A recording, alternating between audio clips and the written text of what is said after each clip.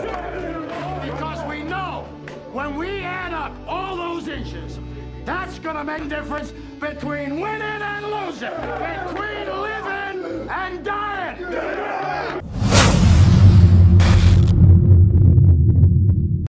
Immersive sports science, not bro science. If you want any more information, subscribe down below, smash that bell, or catch me up on my other socials.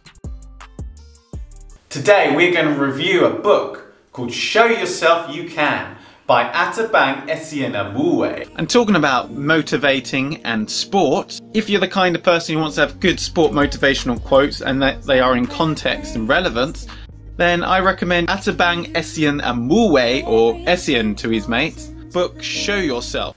Now I know Esin personally because he used to train me for athletics when I was down at Chelmsford Athletics Club, and that was before he then moved on to work as a strength and conditioning coach with West Ham United. Esin owns his own personal training company and works as a strength and conditioning coach. He is also the main PT on the Locksmith channel, PTing celebrities.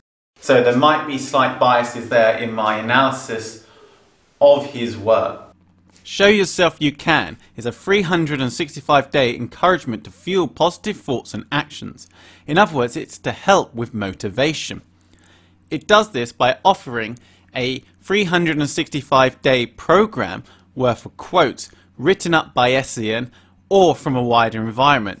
They also contain the nuances needed to make it for a multi-purpose use and for a wider audience. It then offers the scientific and practical reasoning as to why Esin chose to utilize these quotes and how it could best benefit you. According to Esin, every action we take is predicated by our thoughts, and then our thoughts is basically a powerful tool which you can then use to motivate yourself to improve upon your goals, meet your goals or your ambitions, while at the same time blocking out any distraction or anything that may prevent you from achieving or reaching those goals. Athletes have to keep motivated. Without the continuous desire and drive to improve their performance, physical preparation and psychological factors such as focus and confidence can fall apart. Motivation can either be intrinsic, motivated by internal personal needs, or extrinsic, motivated by external factors such as winning Olympic gold medals or money. Based upon the learning literature and social learning theory, intrinsic motivation is generally considered better, since this type of motivation reflects deeply held attitudes. It tends to be consistent and leads to better focus and enhanced performance. However, it's not very good for competitiveness. Athletes generally tend to be highly extrinsically motivated compared to the general public. In order to be a good elite athlete, an athlete needs to have the relevant amount of both types of motivation. Now, when it comes to quotes itself, one man's meat is another man's poison. What works for one does not have meaning to another. It's highly individualized, and how you internalize it in your head depends on your context, situation and demographic. It also depends on the type of sport you play and the meaning it has towards that sport, gender and other variables. Motivational quotes can also lose their meaning. It depends on the style in which you are talking about them, who is saying them, and the importance you place upon the individual saying them and upon the quote. Nigel Owens, before a performance, and Nick Symmonds would be very similar, would dictate the words, "Don't fuck up."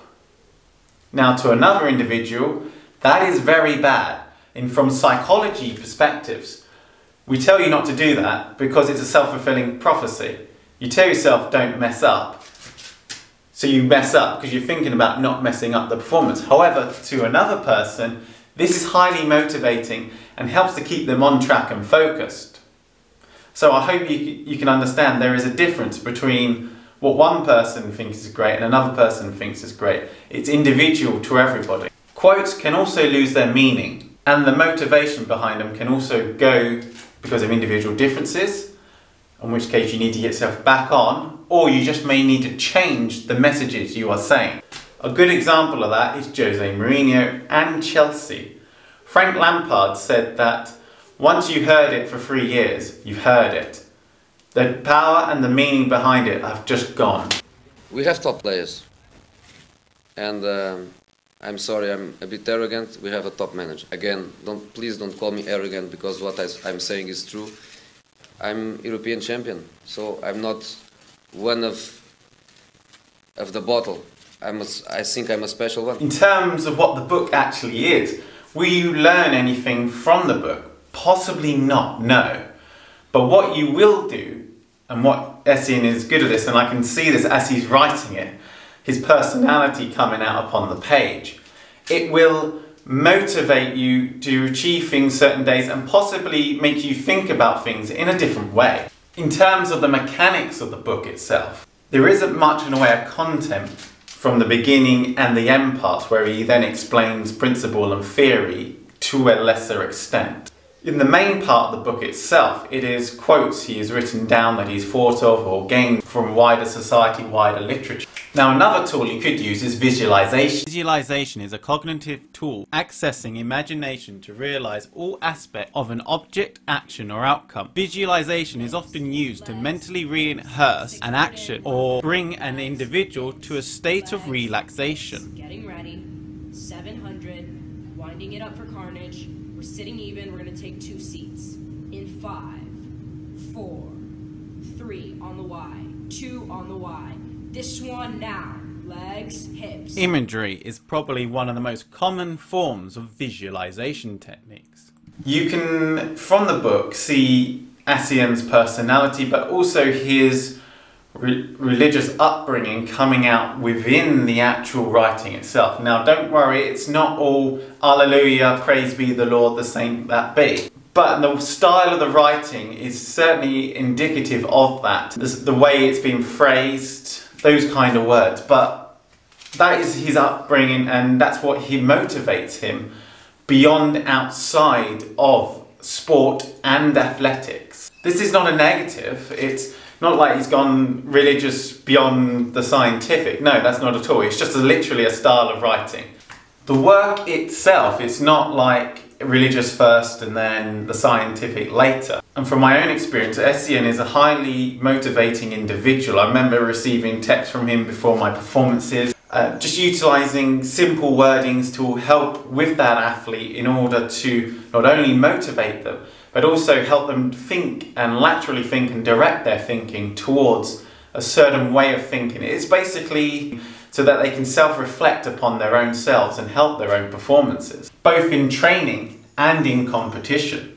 A real negative is that in terms of the science, and for most people, for most of the stuff I've researched, potentially this is a problem. So it's not just me bashing upon this book, but in terms of the scientific understanding, it is lacking, and in the middle part of the book it is sparse. But then the book is designed to be a calendar for motivational thought and thinking, and therefore you're not going to have it within that section, where the real understanding of the science is really at the end of the book.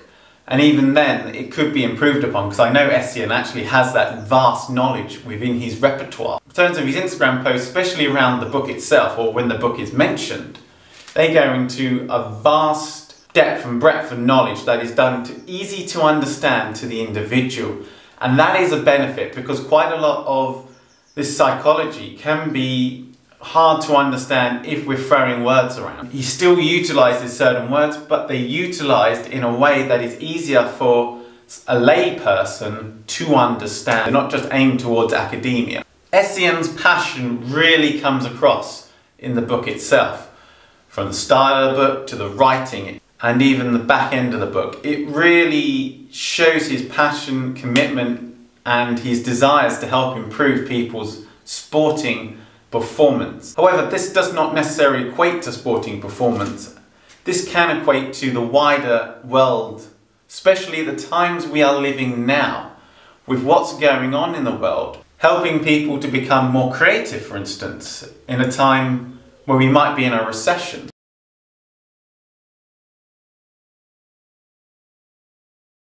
So in synopsis, the book is a short book detailing helping people with their motivation mainly around sporting performance, and it's done so in a calendar format. This format does not necessarily equate itself well to scientific knowledge or principles around sports psychology. However, you're not buying this book to gain knowledge. You're buying this book to motivate and to help you stay on target with your goals and ambitions. If you want to find out information about sports psychology, sports motivation, you don't buy this book.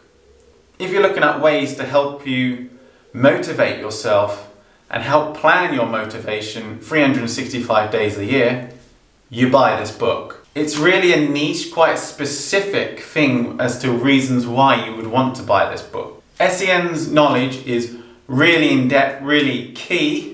However, it is sparse in this book itself. It's more been opened up upon his social media when discussing the book in certain posts. The style of the book itself, with the black cover and the white inside, really helps to set it out and set it apart, stands out and makes it look different compared to other similar books within this field. When I say similar books in this field, there's not really a field as such, it is a niche.